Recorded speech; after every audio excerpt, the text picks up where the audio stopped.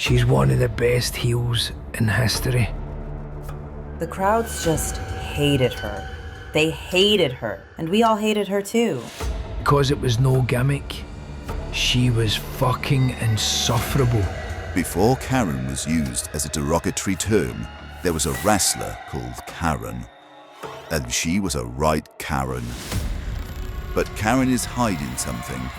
What would somebody so unapologetically evil feel the need to hide?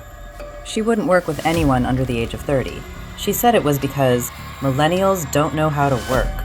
She made an anonymous bomb threat to an arena so she wouldn't have to drop her title. She tried to get her own parents deported. She once told a dog to get a life. She farted and blamed it on me. She was a real piece of work. A real piece of work. A real piece of work. A real piece of work. I think she's a nice lady.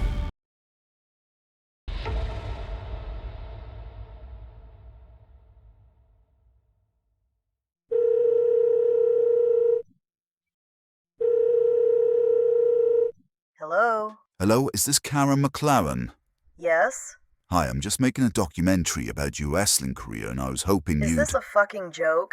No, I'm just... Listen, dipshit. If you make any documentary about me, I will sue your fucking balls off. Got it? I will fucking end you.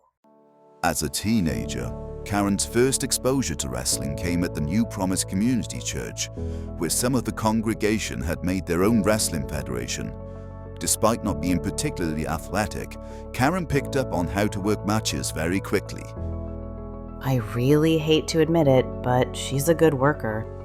Unfortunately, there's no footage of Karen wrestling during this time, but we did find this quite frankly hilarious footage of a match between Abstinence Andy and the Fornicator. This is an amazing match, guys. Taking Abstinence Andy to the top of the casket. Trying to throw him off and... oh, I don't know what happened there, guys. Wrestling would take a back seat during her college years, and she landed a role in human resources when she graduated. But she was fired after a feud with a colleague culminated in Karen sending a particularly nasty email. Luckily, a friend from the church, Pastor Donnie Bates, was wrestling for a local indie federation and was able to get her a tryout. The moment we've all been waiting for. It's the Hurricane.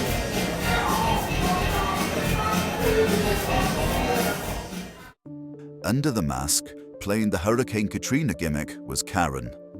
This gimmick was to offset Karen's abrasive personality. However, occasionally the mask would slip. Put a shirt on, you fucking prick. But generally she was beloved by fans and was thought to have a bright future in the industry. She comes in as a wee youngster. Great worker, but had a personality of a wet fish. They used to say she'd be the next Linda McMahon. If only we knew. As Katrina, Karen's profile was rising, but there was a storm brewing. Whoa! Hurricane Katrina! More like Hurricane Tortilla! A real-life Hurricane Katrina, a devastating storm, effectively ended her gimmick. Karen was now told by management she had to find a new gimmick. Karen did not take this well. She attempted to sue the Federation, but this was thrown out. She then attempted to sue the actual storm itself and the Hurricane Tortilla Kid, all without success. However, the losses in court would ultimately turn out to be wins for her career. Many news sites picked up on Karen's frivolous lawsuits. She wisely leaned into this infamy and used it to propel herself to the top of the industry. So I heard on the grapevine you've been trying to dig up dirt on me for your shitty little documentary? Did I not make myself clear when I said I'd sue your fucking balls off? I will put your balls on my mantle above my fireplace as a trophy. You're wasting your time, Karen. I'm doing the documentary. Please don't do this. So I turned the TV on, and there she is on the news. She was everywhere. Karen McLaren, better known as the woman who tried to sue a hurricane, has signed with popular wrestling company WWD. If you don't shut up, I will sue each and every person in this arena. I have never seen someone get so much heat. Everyone wanted to work with her. I ain't going anywhere. You can all suck my flaps. Karen immediately became the top heel for WWD, becoming the self-appointed moral crusader against what she perceived as trashy and offensive gimmicks. She immediately set her sights on fan favorites such as Billy Breasts, Ricky Schatz, Tina Turdwell, and Kurt Dangle. This wasn't just an angle.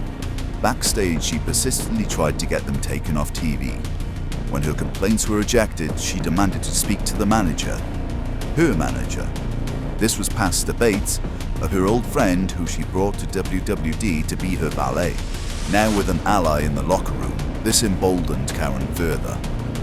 Knowing she was a massive ratings draw, she was selective with who she worked with.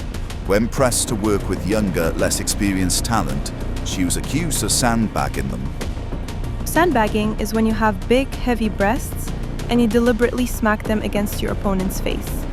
It's to show dominance. Karen's heat was great for business, but there were some drawbacks.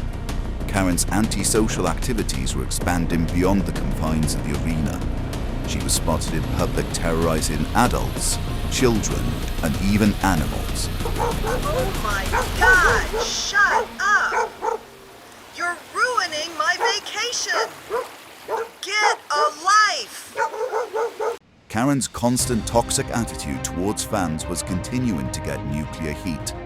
The heat was so intense that she filed another lawsuit, this time against the WWD, for hostile working environment, citing the company's failure to eject 6,000 booing fans from the arena.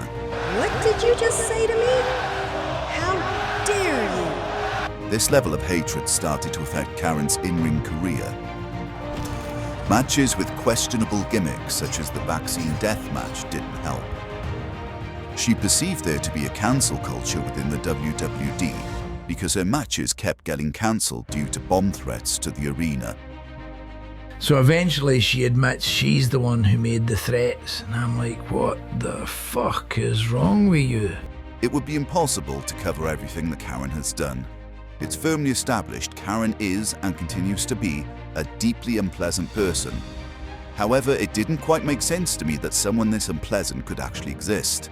She seemed more like a cartoon villain than a real person. Could a real person exist somewhere deep inside this monster?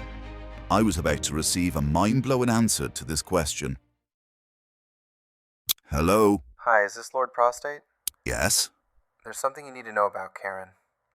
During the making of this documentary, there was an interview I intended to cut as it went against the narrative of who Karen supposedly is. She brought me chicky nuggies for my birthday. I think she's a nice lady. Girthquake, while universally loved, was slightly dim-witted, so I thought he might not be a reliable source. I also had doubts about the validity of this anonymous phone call I received.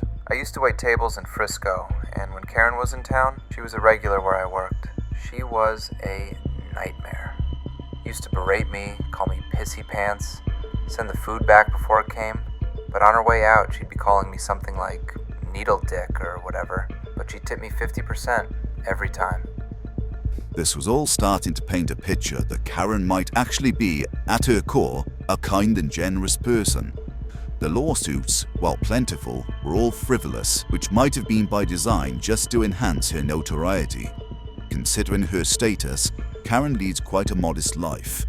Meanwhile, her mother, while not particularly wealthy herself, has made several massive charitable donations. These donations could possibly have come from Karen, wishing to remain anonymous. Even the bomb threats could be interpreted as trying to de-escalate the situation by taking credit, because she was never arrested for what is a serious crime. It's entirely possible that Karen is playing a character, not only on TV, but backstage and in public. It's a means to ultimately use her money to help others. We may never know the truth.